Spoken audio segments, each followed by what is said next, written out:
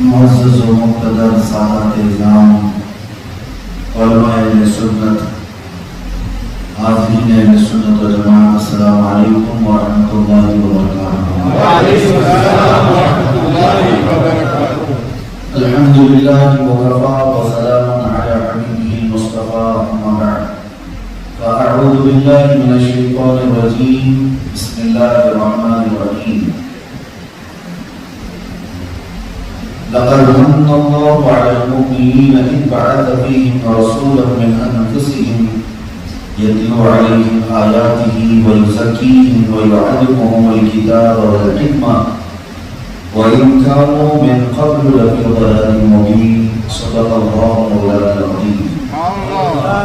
بارگاہ رسالت محمد صلی اللہ علیہ وسلم نے درود پاک کا ہدیہ پیش کریں۔ اللهم صل على سيدنا مولانا محمد وعلى آله وأصحابه الكرام والدين الكريم وبارك وسلم صلاة دائمة سرمدا أبدا۔ پھر کے گلی گلی تباہ ہو کر سب کی کھائی کیوں، دل کو جو عقل دے خدا تیری گلی سے جائے کیوں، جان ہے عشق مصطفیٰ روز فضو کرے خدا، جس کو وہ درد کا مزہ نازے دوا اٹھائے کیوں۔ بڑی معذرت چاہتا ہوں تاخیر سے آپ کے وہاں حاضر آنے کے لیے، آپ بہت دیر سے منتظر ہیں، عشاء بھی آپ نے بہت جلدی ادا کر لی، لیکن ساؤتھ افریقہ کی سرزمین پر یہ سروں کا سیلاب ایسا نہیں لگتا کہ افریقہ کی سرزمین ہے۔ سب کھلے کھلے چہرے عظمت مصطفیٰ صلی اللہ علیہ وسلم کو سننے کے لیے جس طرح سے بیٹھے ہوئے ہیں، میرے عزیزوں مسجد میں داخل ہوتے ہی مدینے کی خوشبوئیں آنے لگی۔ یہ ماحول پہچانا پہچانا سا لگتا ہے۔ نئے ملک میں جانے کے بعد اجنبیت ہوتی ہے، لیکن وینڈا کی خوش عقیدہ سنی مسلمانوں میں آنے کے بعد مجھے ایسا لگتا ہے کہ برسوں پرانی ہماری ملاقات ہے۔ اس کی وجہ یہ ہے کہ جب غلام کسی ایک ذات کے ہوتے ہیں تو روحانی تعلق بہت پہلے سے ہوتا ہے۔ عالم ارواح میں ہی ہم ایک دوسرے کو پہچان چکے ہوتے ہیں۔ ہماری دوستی اللہ تبارک و تعالی عالم ارواح میں ہی کرا چکا ہے۔ جتنے نبی کے غلام اور وہ ایک دوسرے کو ایسے پہچانتے ہیں جیسے اس کی اپنی ماں کا بیٹا، سارے بھائی کو اس طرح سے پہچان لیتے ہیں، ہمارے درمیان اجنبیت نہیں رہ جاتی۔ اللہ تبارک و تعالی آپ کی ان چہروں کو ہمیشہ سلامت رکھے۔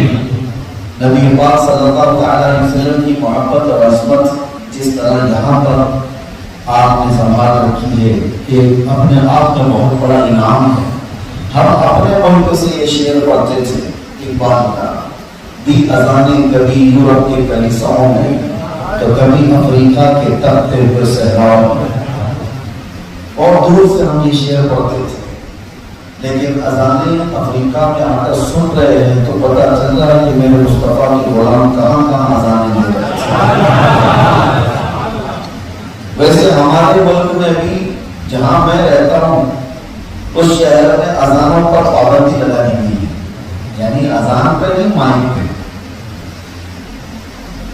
جتنے بھی اسپیکر تھے وہ اتار دیے گئے، جو موقع تھے وہ اتار دیے گئے، اس لیے کہ شیطان کو اذان سے زیادہ تکلیف ہوتی ہے، اور زیادہ تکلیف شیطان کو کس چیز سے ہوتی ہے؟ اذان سے۔ اتار دیے گئے۔ ہو سکتا ہے میری بات تو پوری دنیا میں بھی پھیلی جائے کہ وہاں تک بھی پھیل جائے گی جن کو تکلیف ہوتی ہے،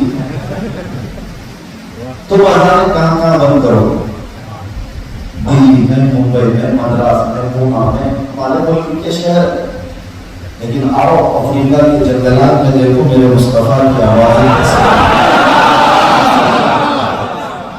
یہ وہ سیلاب ہے جس کو اقبال نے کہا تھا، تھمتا نہ تھا کسی سے سیل رواں ہمارا، کچھ بات تو ہے کہ مٹتی نہیں ہستی ہماری، صدیوں رہا ہے دشمن دور زماں ہمارا، اور باطل سے ڈرنے والے آسمان نہیں ہے ہم، 100 بار کر چکا ہے تو امتحان ہمارا۔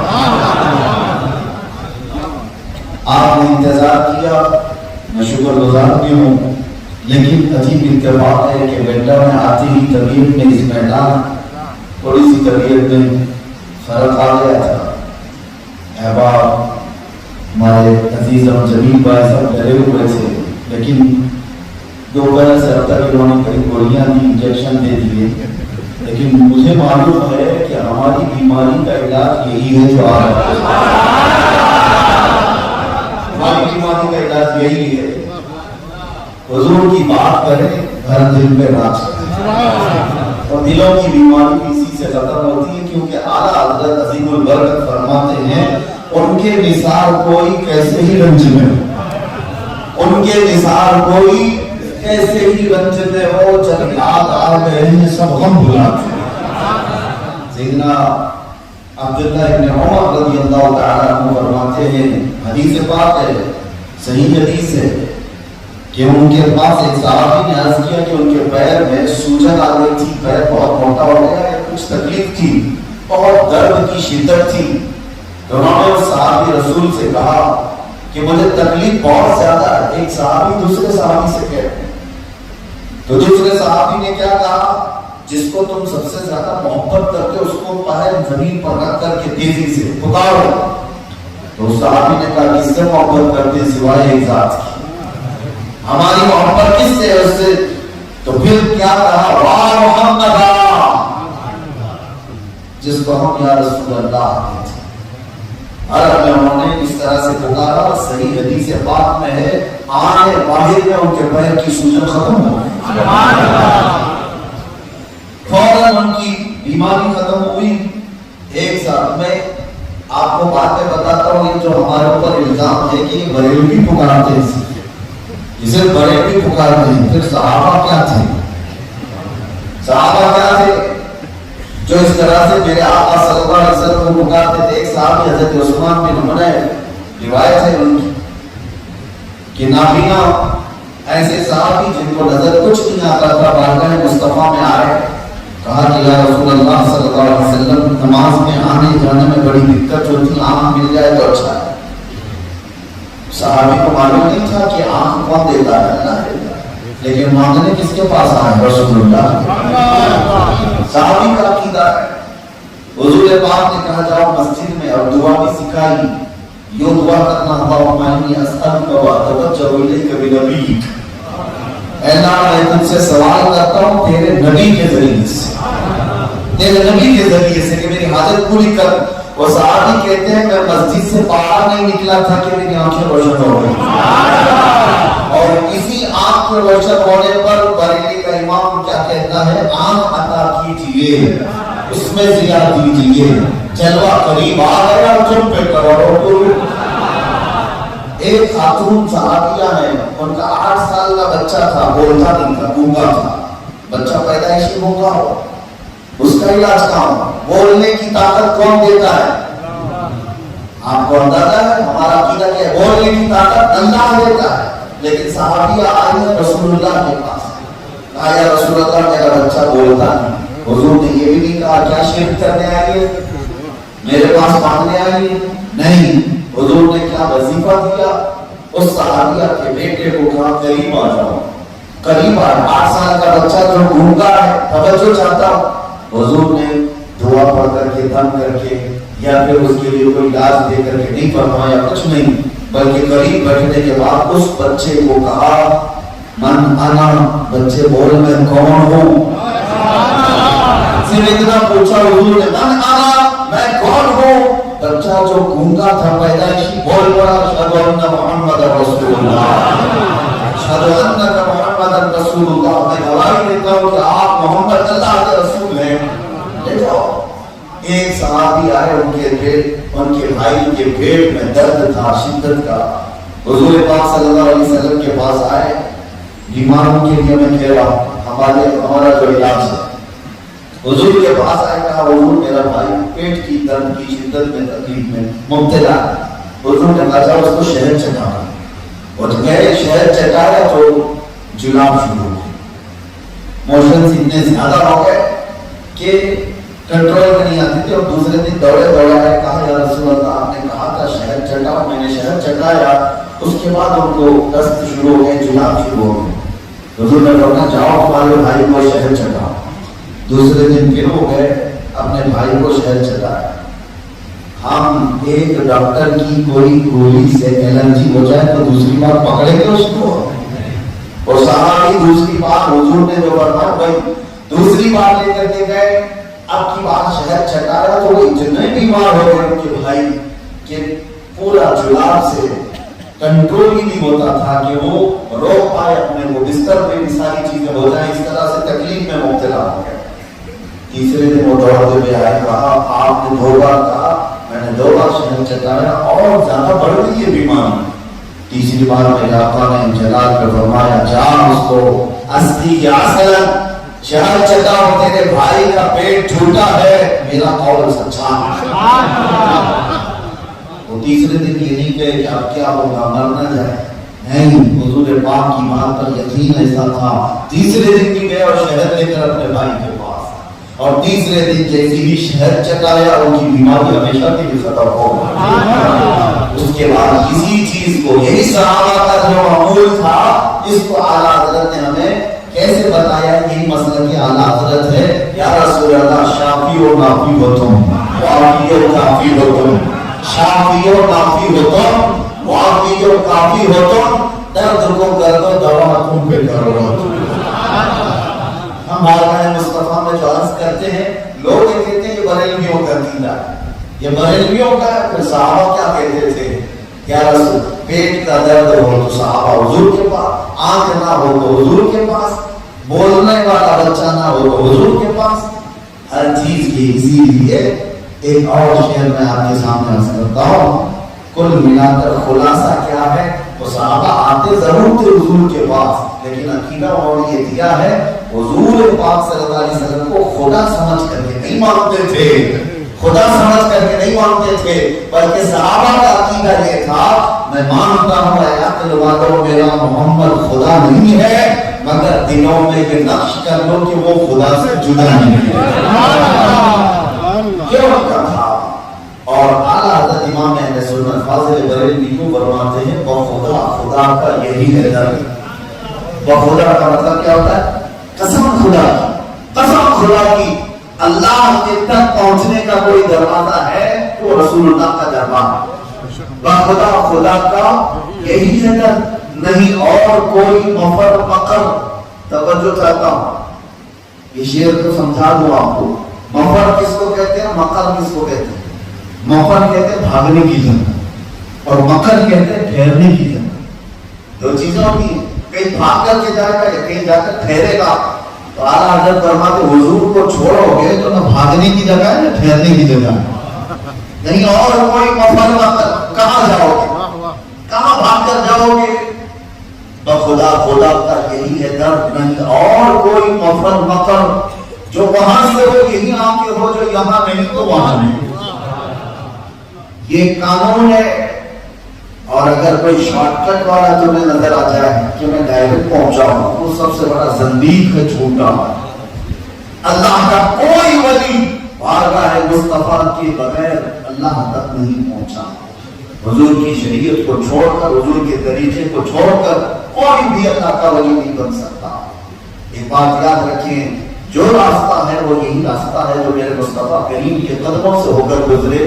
اور اقبال کی بات سنو، اقبال کے نزدیک دین کیا ہے، دین کس کو کہتے ہیں. اقبال نے کہا کہ تو مصطفیٰ برساں خیش کے دی ہماؤست. فارسی میں، فارسی زبان میں اقبال کہتے ہیں اپنے آپ کو رسول اللہ کے قدموں تک پہنچا دو، یہی دین. گر بہو رسیدی تمام بول حدیث، اگر تم نے اپنے آپ کو وہاں تک نہیں پہنچایا تو پھر زندگی ابو لہب کی طرح ہے، ابو لہب کی طرح ہے. اپنے آپ کو وہاں تک پہنچا دو اور قدموں تک. اور صحابہ کرام رضوان اللہ تعالیٰ علیہ اجمعین نے یہی کیا. عزیزان گرامی مقام، آج مجھے چند نقطوں پر آپ کے سامنے عرض کرنا ہے. میں جو بات عرض کر رہا تھا، ہم تو چھوٹی موٹی بیماریوں میں جو اچک جاتے ہیں اور پریشان ہو جاتے ہیں، یہ کچھ نہیں ہے، یہ کوئی بات ہی نہیں. کل میں نے ایک حدیث پاک آپ ہی کی افریقہ کی سرزمین پر آنے کے بعد پڑھی تھی تو صحیح حدیث ہے. اللہ کے نبی صلی اللہ علیہ وسلم کے پاس ایک صحابی آیا، انہوں نے کہا واللہ انی لاحبک یا رسول اللہ، قسم خدا کی ہے اللہ کے نبی میں آپ سے بہت محبت کرتا ہوں. حضور نے فرمایا منظر ماذا تقول، سوچ لے تو کیا بول رہا. حضور نے 3 بار کہا. جب انہوں نے 3 بار بھی کہا میں قسم خدا کی آپ سے محبت کرتا ہوں، تو میرے آقا نے فرمایا اگر تو سچ کہہ رہا ہے کہ تو مجھ سے محبت کرتا ہے فَأَعِدَّ لِلْفَقْرِ، تو پھر اپنے آپ کو مصیبتوں کے لیے تیار کر لے، اپنے آپ کو پھر پریشان ہونے کے لیے بھی تیار کر لے. حضور کی محبت کا دعویٰ کرنے کے بعد پھر یہ دنیا تمہیں آزماتی ہے، اچھی طرح سے تمہیں آزمایا جاتا ہے. اس لیے کہ اس دعویٰ کرنے کے بعد سنو، لیلا مجنون کے واقعے ویسے مشہور کیے گئے، لیکن جو عرب میں ملتے ہیں بہت سارے معاملہ. لیلا اس کے مجنون بہت سارے آ گئے ایک بار، میں بھی مجنون، میں بھی مجنون، میں بھی مجنون. حقیقی مجنون کون ہے نہیں سمجھ میں آیا. تو لیلا کی سہیلی نے کہا کہ تیرے کتنے مجنون ہیں، کون ہے؟ باہر جس کو دیکھو کہتا ہے میں مجنون. اس نے کہا کہ کام کرو، حلوہ ایک بڑے برتن میں بنایا اور کہا کہ جا کر کے باہر تقسیم کرو. لیلا نے اپنے ہاتھ سے حلوہ بنایا ہے، کوئی ہے جو مجنون لیلا کا اس کو دینا چاہتی ہے، قریب آ جاؤ. لیلا کی خادمہ تھی، سہیلی تھی، اس نے جا کر کے حلوہ باہر پکارا، وہ بھیڑ ٹوٹ پڑی حلوہ لینے کے لیے. ہر کوئی کہے میں ہی مجنون، میں مجنون. سب آ گئے اور برتن میں جو حلوہ تھا وہ سب چھینا جھپٹی میں ختم ہی ہو گیا. وہ دوڑی دوڑی آئی، کہا ایک نہیں ہے کتنے تو آ گئے. لیلا نے کہا ٹھیک ہے یہ خالی برتن ہے اور ایک چاقو ہے، اور جا باہر کہہ دے کہ لیلا نے اپنے جسم کا ایک ٹکڑا مانگا ہے. جو مجنون ہے اس کے جسم کا ایک ٹکڑا مانگا. اب کی بات یہ آئی اور پکارنے لگی کہ کون ہے مجنون. پہلے تو سب نعرے لگا رہے تھے میں مجنون، میں مجنون. جیسے ہی لیلا کی سہیلی نے یا خادمہ نے کہا کہ لیلا نے تمہارے جسم کا ایک ٹکڑا مانگا، سب بغلیں کھل جاتے ادھر ادھر نکل. کہاں سے کاٹ کے دے گا؟ دور کھڑا درخت کے نیچے ایک بڑا گدا بالوں کے ساتھ موجود تھا. وہ دوڑتے دوڑتے آیا اور کہا کہ کیا سچ میں میرے جسم کا ٹکڑا مانگا ہے؟ کہا. تو پھر اس نے چاقو اٹھائی اور کہا کہ میں اپنے جسم کے ہر جگہ کے حصے کو نکال کر کے برتن میں رکھ دوں. اس نے خادمہ نے کہا نہیں ایک ہی ٹکڑا مانگا ہے. کہا یہ تو نہیں بتایا کہاں مانگا. ایک محبت کی مثال میں ایک چیز بتائی جاتی ہے بلا تشبیہ بلا تمثیل. میرے عزیزو، سچی محبت قربانیاں مانگتی ہے. سچی محبت اور سچے دعوے قربانیاں مانگتے ہیں. کمفرٹ زون میں بیٹھ کر کے نعرے لگانا بہت آسان ہے. اپنا مجمع، اپنی پبلک، اپنا ماحول، اور یہاں پر ہم جس طرح کے بھی بینر اٹھاتے ہیں، جس طرح کے بھی نعرے کرتے ہیں، یہ آسان کام ہے. اس کو نہیں کہتے کہ محبت رسول کا اظہار کتنے بہترین طریقے سے کر رہا ہے. محبت رسول تو وہ ہے جو جنگ بدر اور جنگ احد میں صحابہ نے دکھایا. اللہ اکبر. ایک صحابی ہیں حضرت سعد بن ربیع. محبت کس کو کہتے ہیں میں آپ کو بتاؤں. محبت سعد بن ربیع حضور پاک صلی اللہ تعالی علیہ وسلم جنگ احد کے بعد شام کے موقع پر، شام ہو چکی ہے، صحابہ سے کہتے میرا سعد نہیں دکھتا، کہاں ہے؟ حضور جس کو پوچھ رہے ہو کہ اس کی کیا قسمت، سعد کہاں ہے؟ صحابہ نے کہا شاید ان کی شہادت ہو گئی، انتقال ہو گیا. حضور نے فرمایا جاؤ ڈھونڈو تو صحیح. 70 صحابہ شہید ہوئے تھے جنگ احد میں. اس میں حضرت طلحہ کہتے ہیں کہ میں ڈھونڈتے ہوئے آیا، دیکھا تو لاشیں پڑی ہوئی تھی، اس میں نیچے دبی ہوئی ایک لاش سے آواز آ رہی تھی کراہنے کی، یعنی کسی کی زندگی باقی ہے. آنے والے صحابی حضرت طلحہ ہیں، کہتے ہیں میں نے پکارا سعد بن ربیع زندہ ہے؟ آواز آئی ہاں میں زندہ ہوں. لاشیں ہٹائی گئی. اللہ اکبر. سعد بن ربیع کو نکالا گیا تو ان کا پیٹ پھٹ چکا تھا، 12 نیزے لگے ہوئے، 12 نیزے لگے ہوئے تھے، لیکن ابھی سانس باقی تھی. تو جیسی حضرت طلحہ نے کہا اللہ کے نبی نے تمہیں یاد کیا، اللہ اکبر، زندگی کیا تھی۔ سعد ابن ربیع کہنے لگے میری زندگی کی سانسیں تھوڑی سی باقی رہ گئی، شاید میں رسول اللہ کے قدموں تک نہیں پہنچ پاؤں گا، حضور پاک کے قدموں تک نہیں پہنچ پاؤں گا، میرا سلام پہنچا دینا۔ لیکن آنے والے صحابی کو کیا کہا تھا جانتے ہو؟ آنے والے صحابی روح نکلنے والی ہے، 12 ایسے لگے ہوئے پیٹ پھٹا ہوا، اس وقت تو آدمی ہائے ہائے کر رہا ہوتا ہے، اٹھاؤ مجھے جلدی میرا زخم صحیح کرو۔ نہیں، وہ سعد ابن ربیع آنے والے صحابی سے کہتے ہیں اے طلحہ جا کر مدینے والوں کو خبر کر دینا تمہاری زندگی میں اگر رسول اللہ تک کسی کا ہاتھ پہنچ گیا تو قیامت میں تمہارا عذر معاف نہیں کیا جائے گا، تمہارا کوئی عذر قبول نہیں کیا جائے گا۔ تم اگر جوان ہو، زندہ ہو اور تمہاری زندگی میں کوئی ظالم نبی پاک تک ہاتھ بڑھا دیا اور تم کچھ نہیں کر سکے تو حضرت سعد ابن ربیع کہتے ہیں قیامت میں تمہارا کوئی عذر قبول نہیں کیا جائے گا۔ یہ کہتے ہوئے ان کی سانس نکل گئی، ان کی روح نکل گئی۔ محبت یہ ہے کہ روح نکلنے والی ہے اور حضور پاک کی یاد ہے۔ اور آخری جملہ وہ کیا کہتے چلے گئے؟ کہا کہ حضور پاک کی بارگاہ میں میری طرف سے یہ معذرت کر لینا کہ حضور کی حفاظت کا حق ادا نہیں کر سکتا۔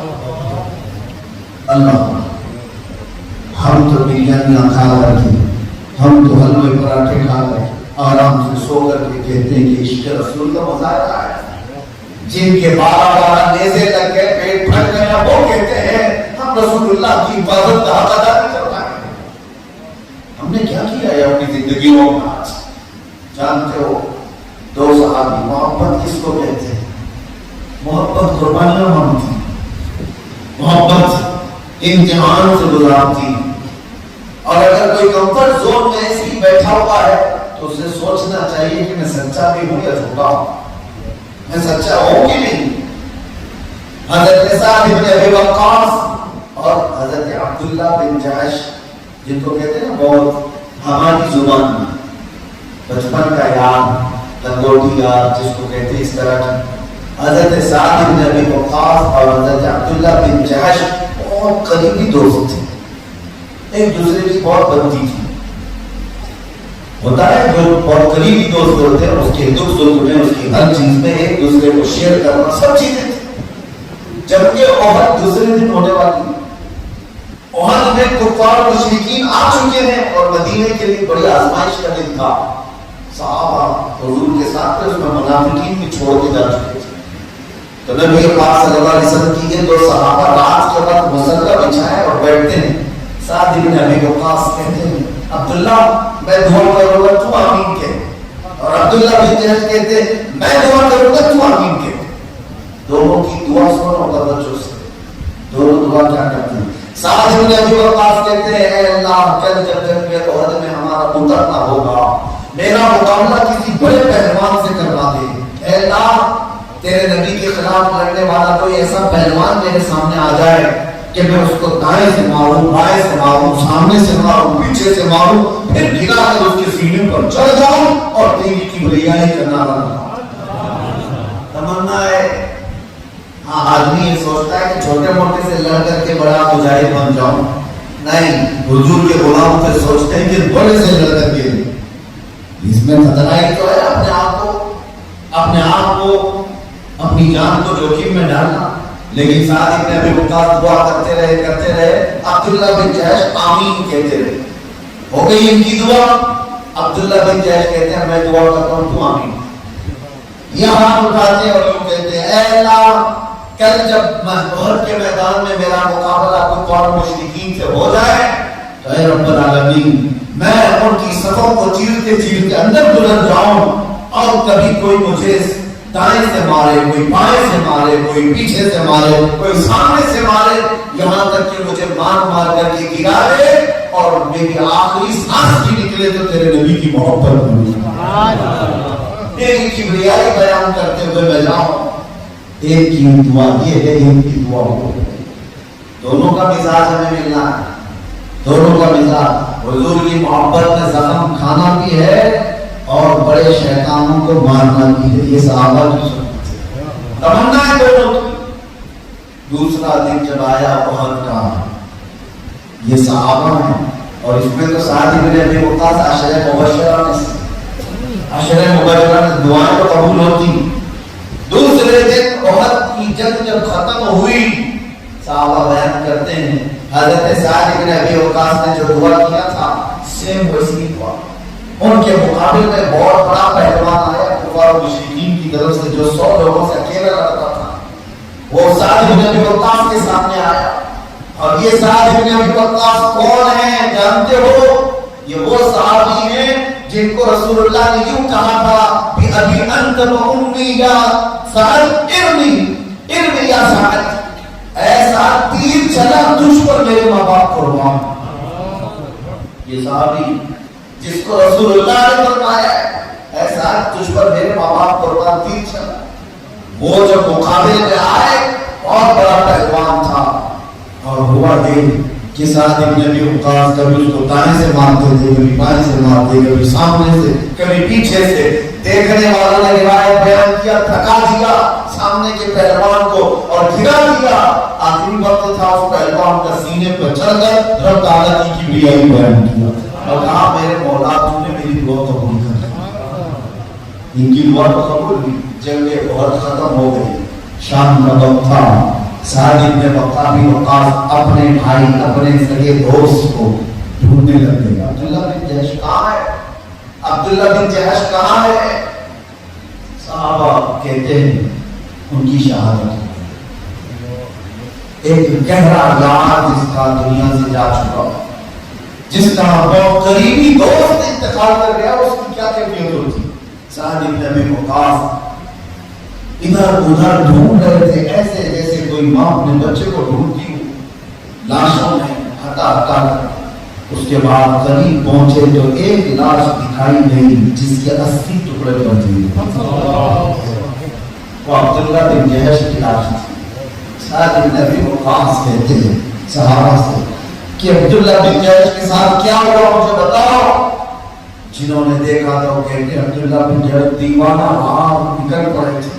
जब जंग भारी हो गई थी, कुफार और मुशरिकीन गालिब आ गए थे, उस वक्त अब्दुल्लाह बिन जहश का जोश देखने के काबिल था। ये घुसते चले गए नरमे में, ना इधर देखा ना उधर देखा और ऐसे नरमे के अंदर ये घिर गए कि जालिमों ने कभी इनको दाएं से मारना शुरू किया, कभी बाएं से मारना और कभी सामने से कभी पीछे से, यहाँ तक कि मार मार करके इनको गिरा दिया।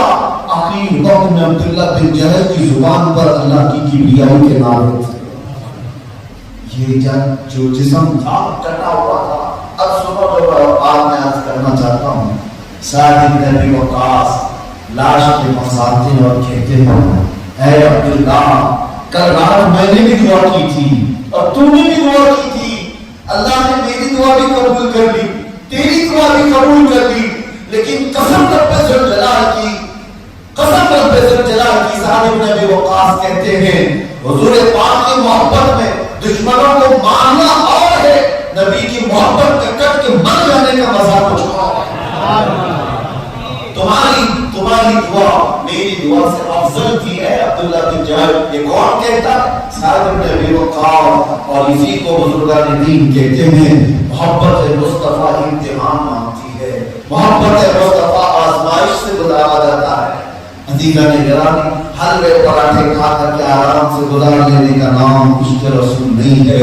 ये मोहब्बत मुस्तफा नहीं। अपने आप को फिर तैयार करो कुछ आजमाइशों के लिए, कुछ मुसीबतों के लिए। कुरान तो ये कहता है वलनबलुवन्नकुम बिशैइन मिनल खौफ वल जूअ व नक्सिन मिनल अमवाल वल अनफुसि वत्तमरात।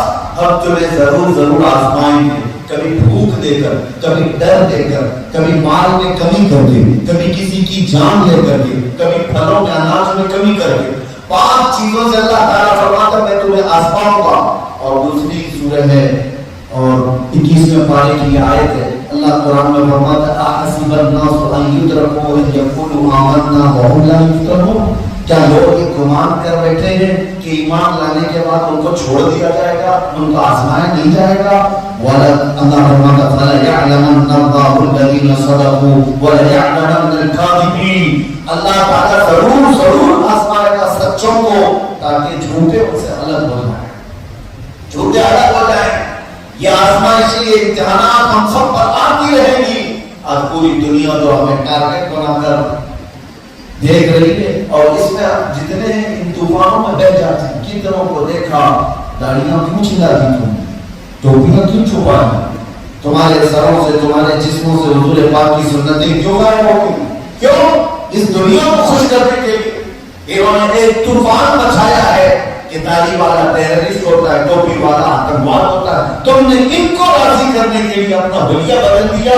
یاد رکھنا تم دنیا میں ننگے ہو جاؤ تب بھی دنیا راضی نہیں ہو سکتی, کبھی تم سے راضی نہیں ہوگی. یہ تمہارے ایک دو عمل سے راضی ہونے والی دنیا نہیں ہے. ان کو راضی کرتے کرتے, اسی لیے میں ایک محاورہ کہتا ہوں, اکثر کہا جاتا تھا کوبا چلا ہنس کی چال اپنی چال بھول گیا.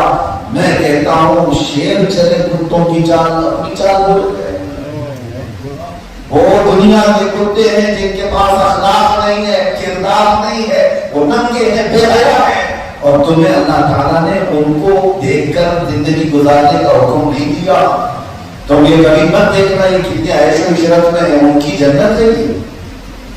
تم یہ مت دیکھنا کہ بڑے پیسے والوں کا فیشن الگ ہوتا ہے. نہیں, تمہیں دیکھنا ہے تو صدیق اکبر کی ذات کو دیکھنا ہے تو فاروق اعظم کو دیکھو.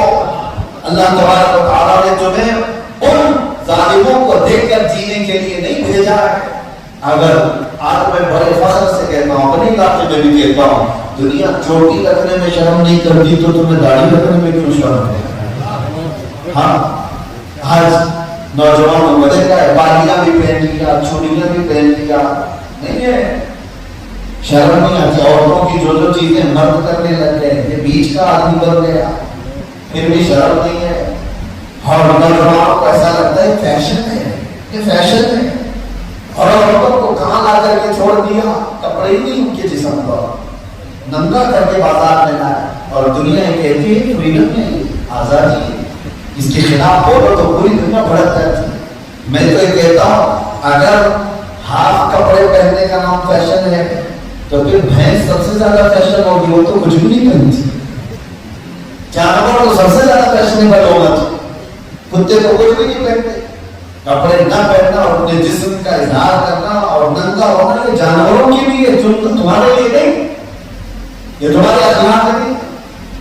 یہ دنیا جو کردار دینا چاہتی ہے امت مصطفیٰ کو, یہ جانوروں والی زندگی دینا چاہتی ہے, جانوروں والی زندگی. آپ کو میں بتاؤں, صرف یہ کانٹیننٹل نہیں ہے, اور بھی ماڈرن کنٹریز جن کو کہا جاتا ہے ان کے ہم کیا کیا سسٹم آ چکے ہیں.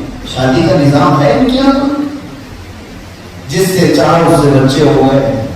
نہ بیوی کا تصور, نہ شوہر کا تصور جو جانوروں میں ہوتا ہے. کیا چیزیں یورپ کی دھرتی پر دیکھنے کو ملتی ہے. بچوں کو پوچھو تو ان کا باپ ہی نہیں پتا ہے. یہ کس کا معاشرہ ہے؟ یہ جانوروں کا. ننگا پن جنگلوں میں ہوتا ہے, جانوروں میں ہوتا ہے. باپ کا عطا پتہ نہ ہوگا, یہ جانوروں میں ہوتا ہے. استنجا کرنے کے سلیقے نہ ہونا, یہ جانوروں میں ہوتا ہے, انسانوں میں نہیں. انسانوں کو اعلیٰ اخلاق اگر کہیں سے مل سکتے ہیں تو وہ گنبد خضرا کی چھاؤں نہیں مل سکتے. یورپ کے امریکہ کے ننگوں کے دربار میں کچھ نہیں ملتا سوائے جانور بننے کے, انسان کچھ نہیں بنتا. ہاں, انسان اگر کہیں بنائے جاتے ہیں تو گنبد خضرا کی چھاؤں میں بنائے جاتے ہیں. یہاں بیٹھنے کے آداب بھی ہیں, یہاں بولنے کے آداب بھی ہیں, یہاں چلنے کے آداب بھی ہیں, یہاں کھانے کے آداب بھی ہیں. سلمان فارسی رضی اللہ تعالیٰ عنہ فرماتے ہیں اللہ کے نبی کو ہمیں استنجا کا طریقہ تک سکھایا کرتے تھے. اور سونے کے آداب بھی ہیں, اٹھنے کے آداب بھی ہیں, بچوں کے آداب بھی ہیں, جوانوں کے آداب بھی ہیں, عورتوں کے آداب بھی ہیں, بوڑھوں کے آداب بھی ہیں. ارے پیدا ہو تو طریقے ہیں, جوان ہو تو طریقے ہیں, شادی کرو تو اسلام میں طریقے ہیں, کپڑے پہنو تو کہاں سے پہننا, کتنا پہننا, یہ طریقے موجود ہیں. بال کیسے کاٹنا یہ بتایا گیا ہے. اگر تمہیں اپنے چہرے پر کچھ سجانا ہے اس کے طریقے بتائے گئے. جو ناخن کتنے دن میں کاٹتے ہیں یہ تک بتائے گئے ہیں. تمہارے جسم کے بال کتنے دن میں صاف کرنا ہے یہ اسلام نے بتایا ہے. انسان کو اعلیٰ اخلاق تک لے کر دیا, یہاں تک کہ تمہیں چمچ سے کھانا ہے کہ ہاتھ سے کھانا ہے, چاٹ کر کے کھانا ہے, کھڑے ہو کے پینا ہے کہ بیٹھ کے پینا ہے. اس زندہ کے سلیقے اور طریقے کس نے سکھائے؟ दुनिया के उन नंगों ने नहीं सिखाया, मेरे मुस्तफा ने सिखाया। सल्लल्लाहु अलैहि वसल्लम के दरबार में आओ, इसीलिए कहा है शायर ने, एक अरब ने आदमी का बोलबाला कर दिया, हाथ के जख्म को हमदोश सुरैया कर दिया, खुद न थे जो राह पर औरों के हादी बन गए। अरे क्या नजर थी जिसने मुर्दों को मसीहा कर दिया? किसने सिखाया?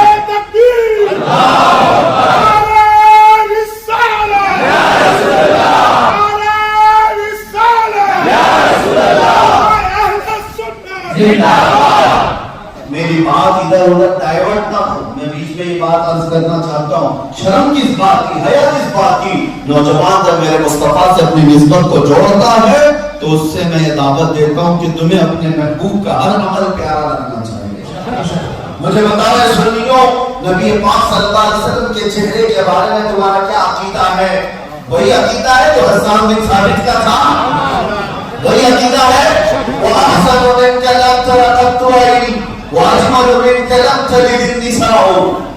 सुन्नियों यही है अकीदा। हुजूर के चेहरे के बारे में तर्जुमा कर देता। सहाबी का अकीदा क्या था? या रसूल अल्लाह, आपसे ज्यादा हसीन चेहरा मैंने देखा ही नहीं। इसने कहा हसन बिन साबित ने, लेकिन देखो दूसरे शेर में उन्होंने क्या कह दिया? पहले में कहा या रसूल अल्लाह, आपसे ज्यादा हसीन मेरी आंखों ने देखा ही नहीं। तो कोई सवाल कर सकता था, तुमने कितनी दुनिया देखी? तुम तो मक्का में रहते थे, तुम मदीने में रहते थे, हो सकता है तुम्हारी आंखों में नहीं देखा, लेकिन कहीं और होगा, तुमने नहीं देखा ना। तो हसन बिन साबित ने पहले शेर में कहा था, वो हसन मिन करम तरकत वाइनी, या रसूल अल्लाह, आपसे ज्यादा हुस्न वाला चेहरा मैंने देखा ही नहीं, मेरी आंखों ने देखा ही नहीं। अगर ये सवाल आ सकता हसन बिन साबित को कि तुमने नहीं देखा तो क्या हुआ, होगा कहीं और खूबसूरत, तो उन्होंने इनकार करते हुए दूसरे मिसरे में जवाब दिया, वाजिमनो मिन कलम तलबिन निसाओ, नहीं नहीं, आपसे ज्यादा हुस्न जमाल वाला किसी मां ने जना ही नहीं।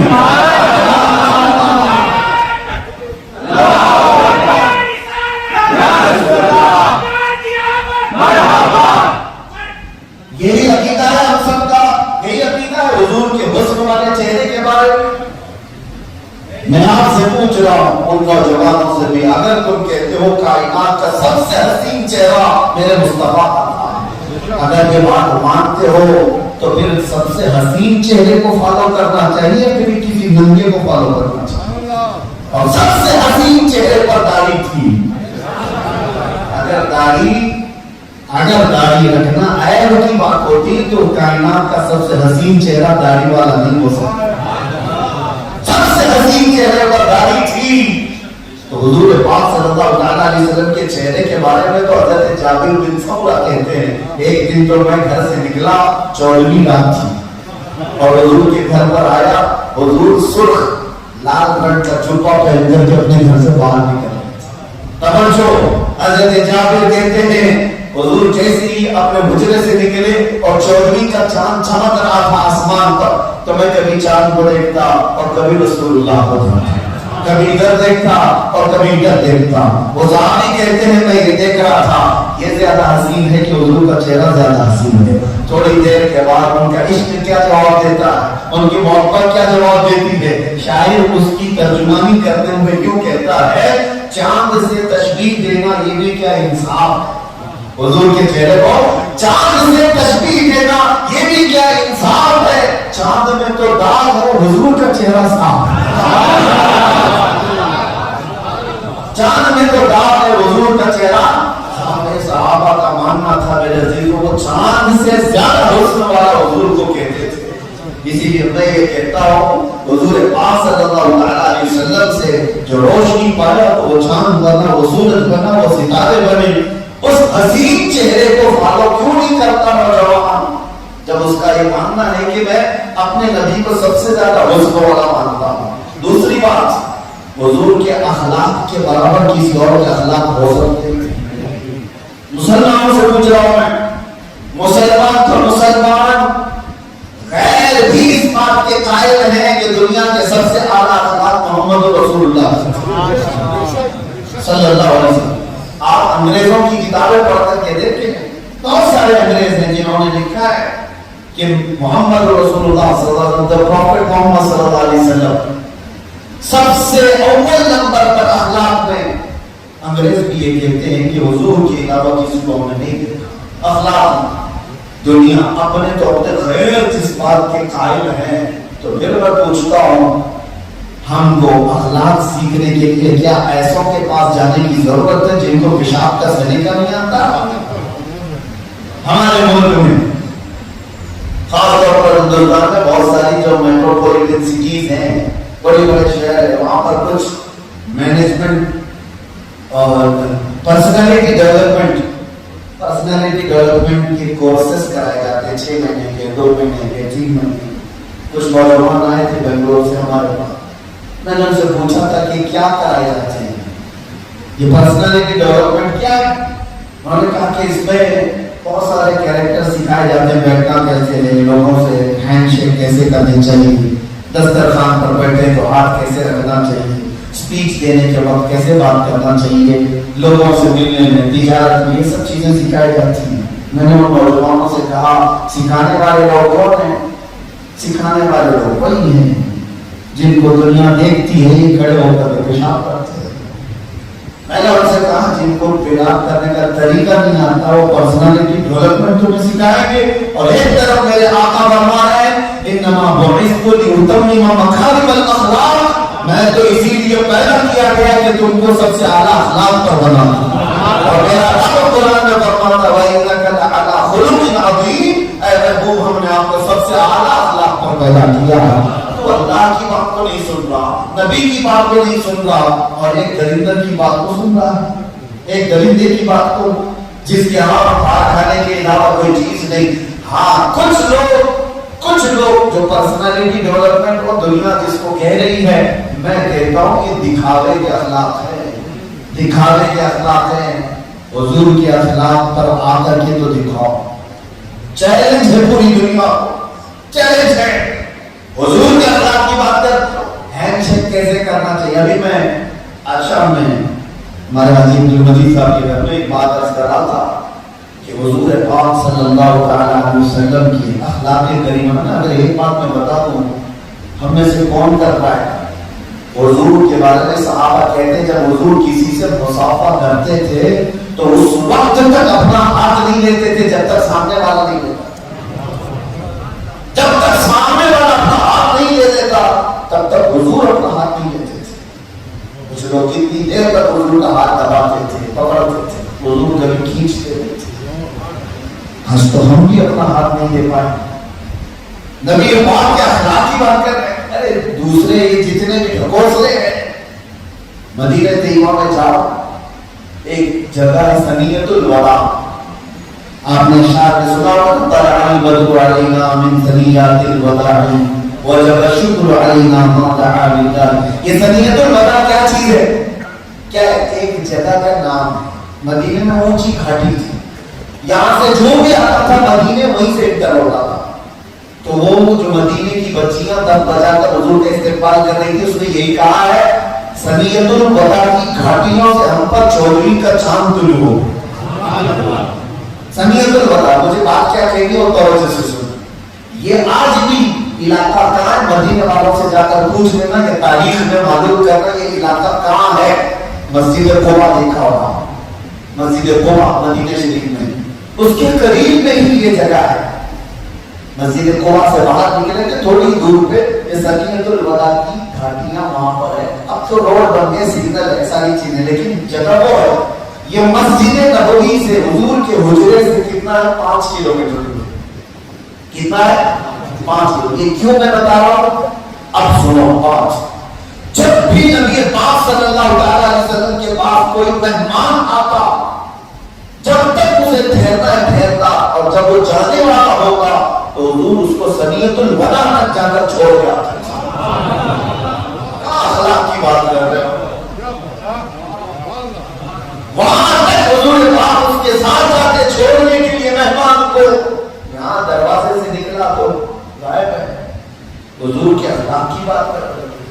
نبی پاک صلی اللہ علیہ وسلم کے اللہ حضرت انس چھوٹی عمر کے تھے، حضور کے غلام ہیں، حضور کے غلام ہیں. نبی پاک صلی اللہ علیہ وسلم کی خدمت کرنے والے. آج دنیا کسی خادم کے ساتھ یہ رویہ کر کے دکھا دے رہا، یہاں تو اس کی زندہ مثالیں ہیں، اور گوروں نے یہاں پر کیا کیا ظلم مچائے تھے۔ جب کبھی کوئی غلامی میں آتا ہے تو انسان اپنی پوری بھڑاس اپنے غلام پر نکالتا ہے، چھوٹی چھوٹی باتوں پہ اس کو مارتا ہے۔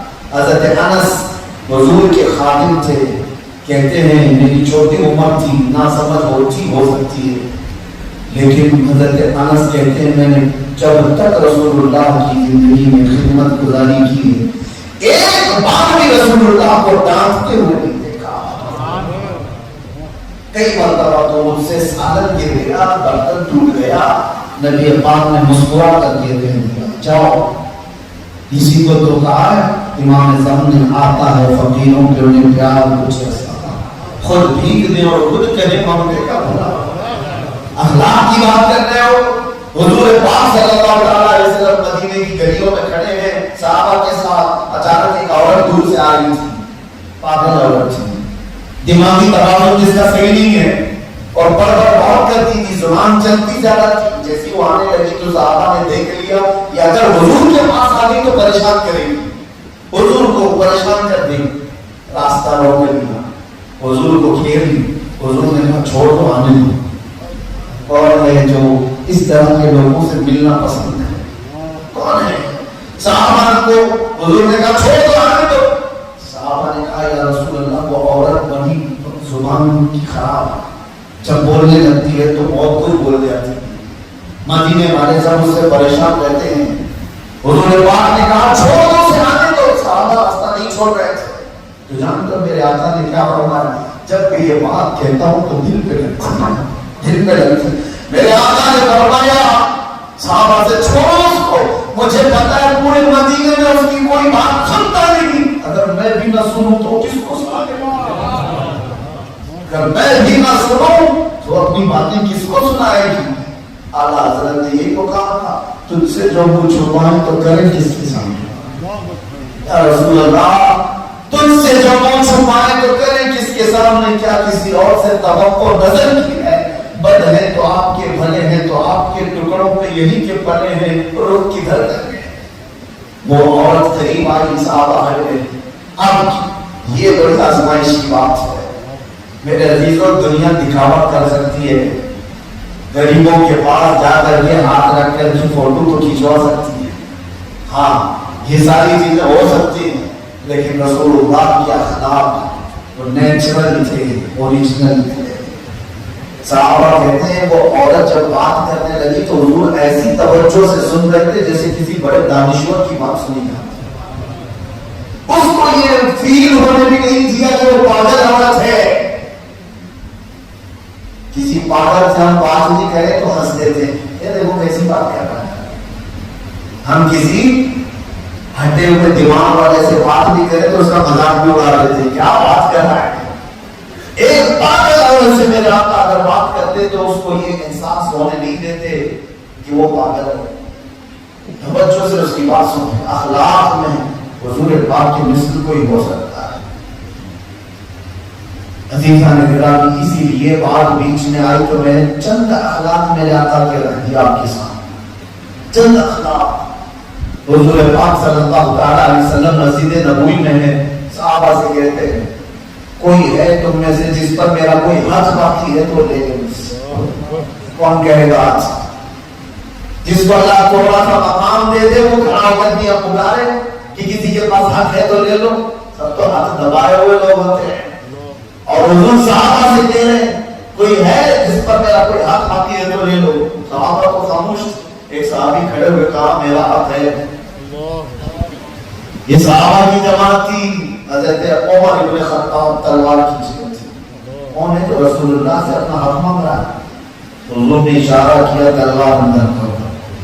یہ دنیا کی چھوٹی عدالت نہیں، محمد عربی کی عدالت۔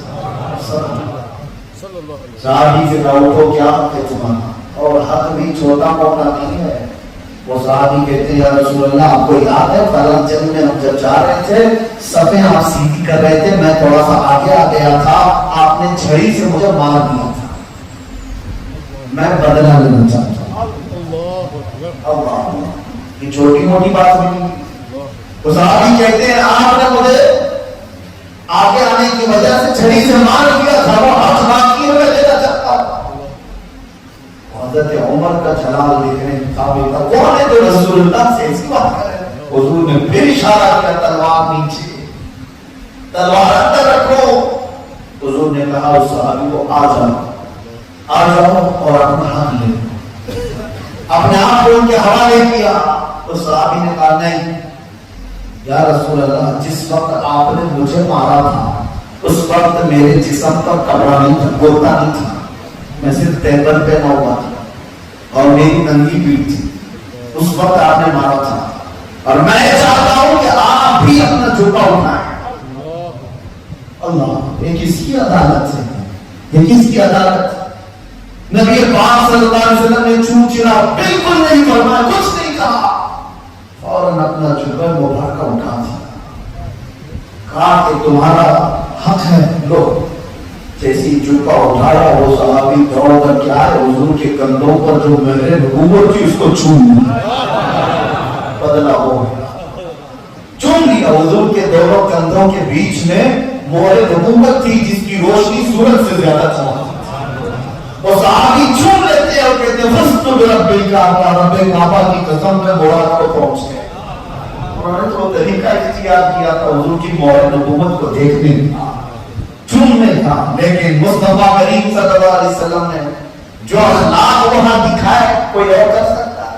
بخاری شریف میں صحابہ بیٹھے ہوئے حضور کے ساتھ ایک دیہات سے شخص آیا اور مسجد میں کھڑے ہو کر کے پیشاب کرنے لگے، ہم برداشت کریں گے؟ وہ دیہاتی تھا، مسجد میں پیشاب کرنے لگے، صحابہ کہتے ہیں ہم پکڑنے لگے، اس کو پکڑو، اس کو پکڑو، خذو، صحابہ زور زور سے بولنے لگے پکڑو، اور وہ صحابہ سے ڈر کر بھاگ رہا تھا، پیشاب کر بھی رہا۔ نبی پاک صلی اللہ علیہ وسلم پکار کر کہتے ہیں دعوہ، چھوڑ دو اس کو، کر لینے دو، چھوڑ دو اس کو، کر لینے دو۔ صحابہ ہٹ گئے، حضور کے فرمان کی مانا۔ جب اس کا ہو گیا پیشاب تو نے صحابہ سے کہا جاؤ تو پانی کی ڈول لے آؤ، پانی کی بالٹیاں بھر بھر کر لائے گی اور مسجد میں بہا دی، مسجد کو پاک کرنا۔ اب جو شخص تھا پکڑا گیا تھا، نیا آدمی تھا، دیہات کا رہنے والا، وہ تو ڈرا ہوا تھا کہ کیا کر ڈالے گا میرے ساتھ، مجھے پتا نہیں تھا میں نے یہاں پیشاب کر دیا، اور وہ ڈرا سہما ہوا جب قریب آیا، سچ بتا تو حدیث پڑھو تو آنکھیں بھیگ جاتی ہیں۔ حضور نے اس سے صرف دو جملے کہے، کہا ہے نوجوان، یہ زمین اللہ کے بارگاہ میں پیشانی رکھنے کے لیے، پیشاب کرنے کے لیے یہاں سجدہ کیا جاتا ہے، بس اتنا کہا۔ اور وہ جو نیا آدمی آیا ہوا تھا وہ زندگی بھر کے لیے میرے مصطفیٰ کا غلام بن گیا۔ اخلاق کی بات کرتے ہو، اپنا آپا نہیں سنبھال پائیں گے ہم اپنا غصہ برداشت نہیں کر پائیں گے۔ اس لیے میں کہتا ہوں عزیزان گرامی، اس عظیم اخلاق کے رسول تمہارے درمیان موجود ہے تو پھر میرے غیر نتو چہرے کو دیکھنے کی ضرورت کیا ہے؟ دنیا کو پڑھنے کی ضرورت کیا ہے؟ آؤ میرے مصطفیٰ کی سیرت پڑھو، اور امام اہل سنت فاضل بریلوی یہی تو پکار کر کہتے ہیں جانے سے پہلے آج میں ان کی پناہ، آج مدد مانگ ان سے، کل نہ مانیں گے قیامت میں، اگر مان گیا انہیں جانا، انہیں مانا، نہ رکھا غیر سے کام، للہ الحمد میں دنیا سے مسلمان گیا۔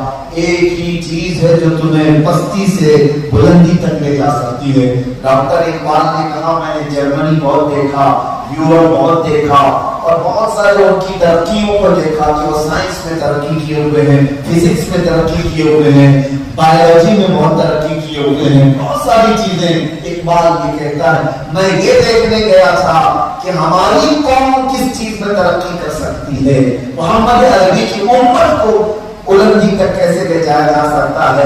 8-10 سال ریسرچ کر کے ڈاکٹر اقبال واپس اپنے وطن لوٹا تو کیا علاج بتایا؟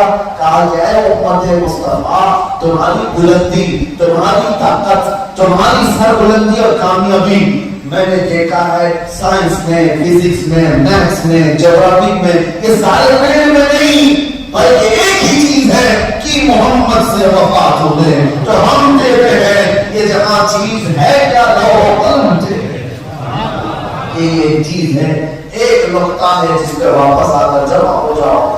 نوجوانوں سے یہی میں کہنا چاہوں گا، اپنا مطمع نظر، اپنا مقصد زندگی ایک ہی بنا دو، انہیں جانا انہیں جانا۔ اپنی زندگی کا کل اثاثہ ایک ہی چیز بنا لو، کیا ہے؟ انہیں جانا انہیں مانا۔ اور اس سفر میں دنیا کیا کہتی ہے اس کی پرواہ نہ کرو۔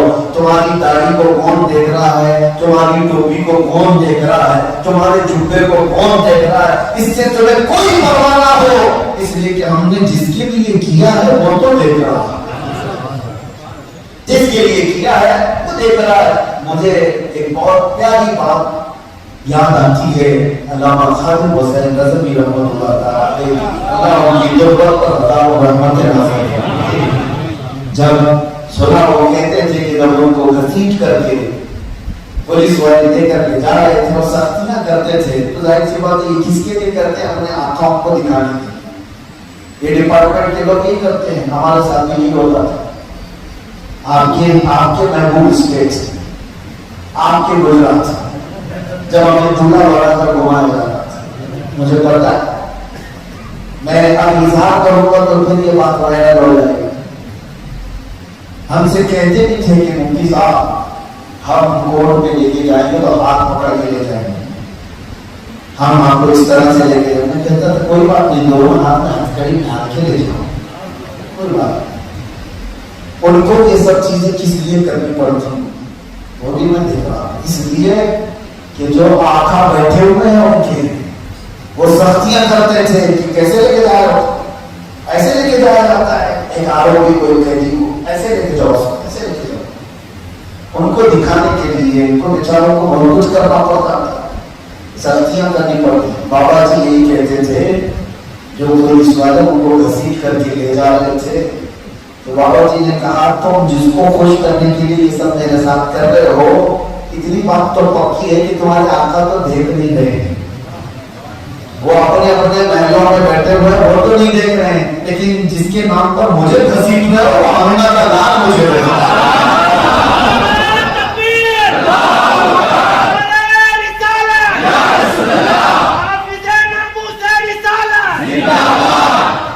ایک بات یاد رکھو، دنیا کیا کہتی ہے اس کی طرف توجہ نہ کرو۔ دنیا کیا کہتی ہے اس سے حاصل کچھ بھی نہیں ہوتا، یہ لاسٹ میں صرف اتنا ہی کہتی ہے انا للہ و انا الیہ راجعون، بس اس کے علاوہ کچھ نہیں ہوتا۔ اور ان کی باتوں کا کوئی جواب بھی نہیں ہے۔ آپ ٹوپی اتارتے تو کیا دنیا خوش ہو جائے؟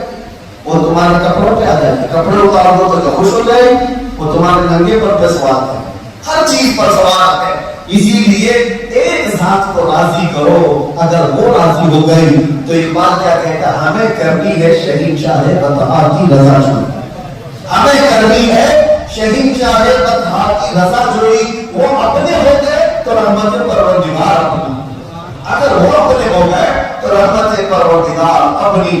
بس اس ایک ذات کی رضا کے لیے تم دوڑو، پھر دیکھنا کہ اللہ تعالیٰ زندگی میں کیسا انقلاب عطا کرتا ہے۔ وہ جیسے ایک نکمے آدمی کو میری کیا حیثیت ہے، میرا کیا وجود ہے، میرے چہرے سے دنیا مجھے نہیں پہچانتی، میرے خاندان کی وجہ سے یا میرے علم کی وجہ سے، میرے جبے ٹوپی کی وجہ سے نہیں، ہندوستان سے چل کر کے افریقہ کے جنگلات میں بھی اگر آیا تو نام مصطفیٰ کی وجہ سے عزت جو ملتی ہے برکت مصطفیٰ ہے۔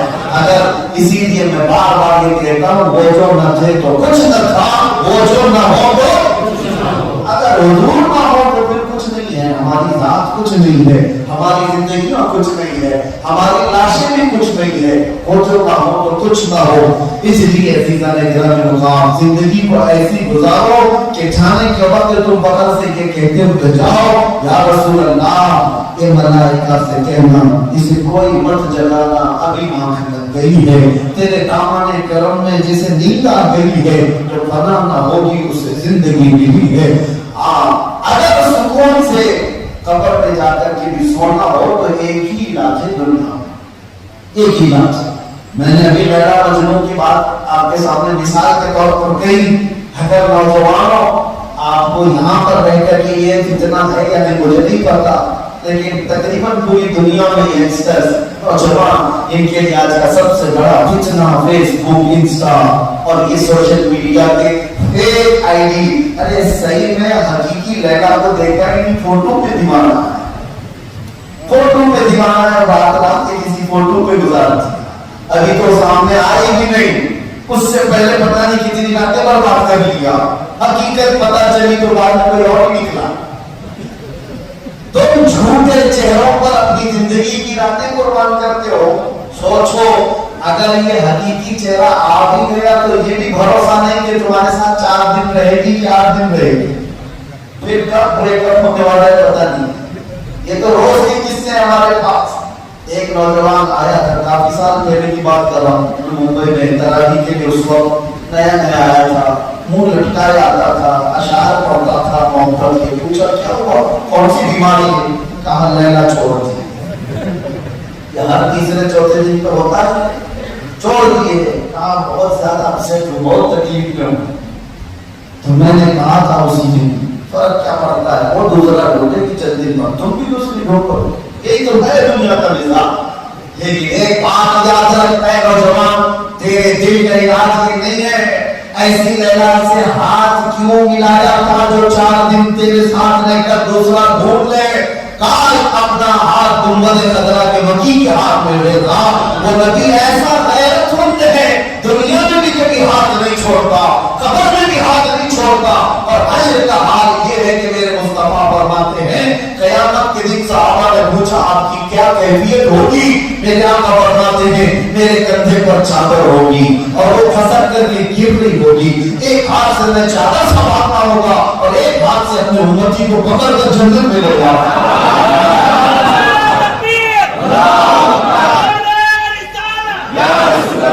جو نہ بھولا ہم غریبوں کو رضا، یاد اس کی اپنی عادت کیجیے. جو نہ بھولا ہم غریبوں کو رضا، یاد اس کی اپنی عادت کیجیے. کسی کی جے بھی جے کیوں پکارے، کیا غرض ہم کو، ہمیں کافی ہے سید اپنا نام یا رسول اللہ. اب گفتگو کے اختتام پر میں آخری چند جملے عرض کرتا ہوں. مجھے اس بات کا شدت سے احساس ہے کہ آپ کے اندر کے بعد زیادہ نہیں ہوتا، لیکن چونکہ مجمع اپنا نظر آنا اور ہمارے یہاں تو 12 کے بعد شروع ہوتے ہیں، اس لیے میں آپ کے ساتھ اتنا لمبا وقت گزار دیا. اور یہ تو آج کا فرسٹ دن ہے، شاید مجھے ایسا لگتا ہے کل بھی یہاں پر ہونا ہے. صحیح ہے، کل بھی انشاءاللہ. اس کے آگے میں کل آپ کو کچھ اور سناؤں گا انشاءاللہ، اور سناتا اس نیت سے ہوں کہ حضور کی محبت جیسے تمہارے دلوں میں جاگے ویسے میرے دل میں بھی جاگے. وہ وقت آ جائے گا، وہ وقت آ جائے گا کہ وہ آئیں گے، آتے ہوں گے، ابھی آئیں گے. یہی سوچ کے ہم نے محفل کو سجا رکھا ہے. سنا ہے یا رسول اللہ آپ ہر عاشق کے گھر تشریف لاتے ہیں، میرے گھر میں بھی ہو جائے چراغاں، میرے دل میں بھی ہو جائے چراغاں، میرے گھر میں بھی ہو جائے چراغاں، میرے گھر میں بھی ہو جائے چراغاں. اس دن وہ کرم فرما دے، وہ آئیں گے، آتے ہوں گے، ابھی آئیں گے. یہی سوچ کے ہم نے محفل کو سجا رکھا ہے. اور پھر میں یہ کہتا ہوں میلاد کا موسم آیا ہوا ہے، ربیع النور شریف کا موسم ہے، اور پھر آپ کی مسجد کا ماحول. اور جب ایسے ماحول ہمیں ملتے ہیں، اس طرح کے کھلے چہرے ملتے ہیں، تو پھر ہم گونج کر کے یہ کہتے ہیں ہوا کا موسم بتا رہا ہے، رسول اپنی لہرا رہے ہیں، سواری طیبہ سے چل پڑی ہے، حضور تشریف لائے ہیں.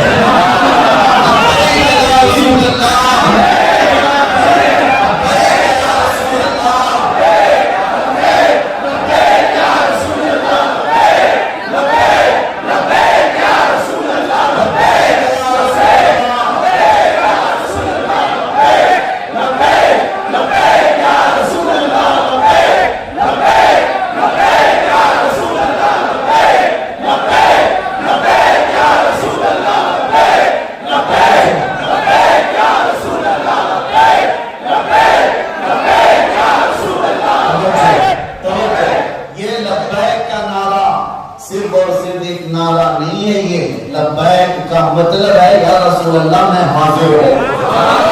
اور ہمارا معمول یہ ہے، ہمارے گھر کے دروازے پر اگر کوئی آ کر کے ہمیں پکارے، ایک ایک بار پکارے مفتی صاحب، دوسری بار پکارے مولانا صاحب، ہم اندر سے سن رہے ہیں کوئی تو ہے پکار رہا ہے، کوئی تو ہے پکار رہا ہے۔ ہم جیسے نکموں کی غیرت گوارا نہیں کرتی کہ 2-3 بار کوئی پکارے تو دروازہ نہ کھولیں گے ہم۔ آپ کے گھر کے باہر جا کر کوئی کھڑا ہو جائے، آپ کا نام لے کر پکارے تو دروازہ نہیں کھولیں گے؟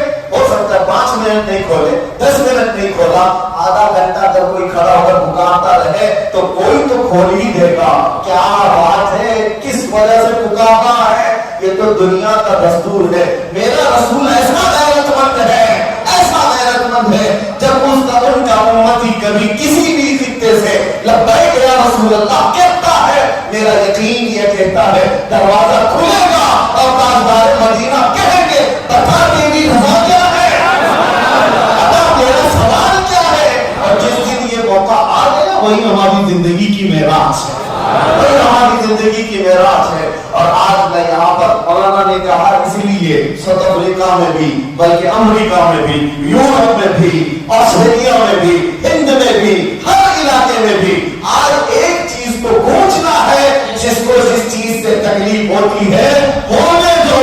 ہمیں جو پتا ہے تمہاری تکلیفوں کا علاج سوائے موت کے کچھ نہیں ہے، اور ہم پکار پکار کر کہیں گے آئی لو سیدنا محمد رسول اللہ۔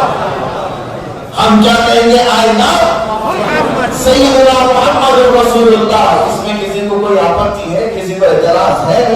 ہاں، میں پھر سے جواب دیتا ہوں، تم گنجیڑیوں کو کیسے کیسے چرسیوں کو آئی لو کیوں کہتے ہو، حسانیوں کو، آوارہ لوگوں کو، اور پتہ نہیں یہ جن کو تکلیف ہے ان سے جا کر کے پوچھیں ان کی ماں بہنوں کو جو آئی لو کیوں کہتا ہے اس سے ان کو کوئی اعتراض نہیں۔ ہاں، ماں کی اور بہنوں کی عزتیں اچھالنے والے یہ آئی لو یو کے جملے کس لیے استعمال کیے جاتے ہیں؟ زیادہ طور عام طور پر ان سے تمہیں کوئی تکلیف نہیں۔ اور ایک غلام مصطفیٰ اگر اپنے نبی سے محبت کا اظہار کرے تو کہاں مرچی لگی، کیوں تکلیف ہوئی؟ تو اگر یہ تکلیف ہے تو یہ تکلیف تو تمہیں موت تک سہنا پڑے گا، اس لیے کہ ہم اس جملے سے کوئی کمپرومائز، جو جان مانگو تو جان دے دے، جو مال مانگو تو مال دے دے، مگر یہ ہم سے کبھی نہ ہوگا نبی کا جاہو جلال دے دے۔ آخر میں یہ کہوں گا مجمع گرم ہو گیا، تمہاری غذا مل گئی اور میری دوا بھی ہو گئی۔ لبیک یا رسول اللہ،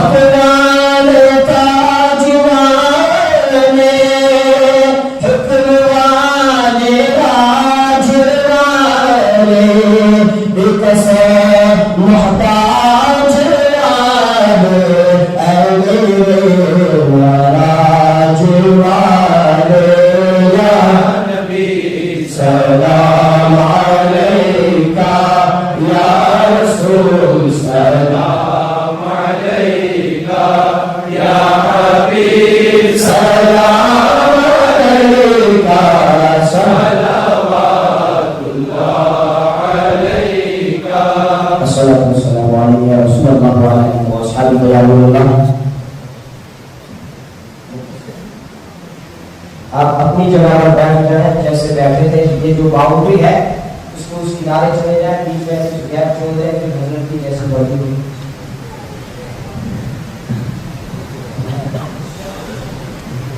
اللهم صل صلاة كاملة وسلم سلاما تاما على النبي الذي تنحل به العقد وتنفرج به الكرب وتقضى به الحوائج وتنال به الرغائب وحسن الخواتم ويستسقى الغمام بوجهه الكريم وعلى آله وصحبه في كل لمحة ونفس بعدد كل معلوم لك إلى العالمين ستار الغيوب وفار الذنوب صغير جبار خدا اس محفل پاک کو شرف قبولیت عطا اس میں جو کچھ بھی بیان کیا گیا سنا گیا اس میں غلطیاں کوتاہیاں کمیاں پیشیاں کی وہ اپنے فضل و کرم سے معاف فرما سب سے پہلے مجھے اور اس کے بعد سب کو اس پہ عمل کی توفیق عطا مولا ہمارے سینوں میں سچا عشق مصطفیٰ عطا ہمارے عمل میں تیرے حبیب کے ادان عطا فرما اے کریم خدا اس لوگوں سے اور پھر آس پاس سے جتنے بھی خوش عقیدہ سنی مسلمان حاضر آئے ہیں اے رب العالمین یا افریقہ کے ان جنگلات سے ہوتے ہوئے جن علاقوں میں زندگیاں بسر کر رہے ہیں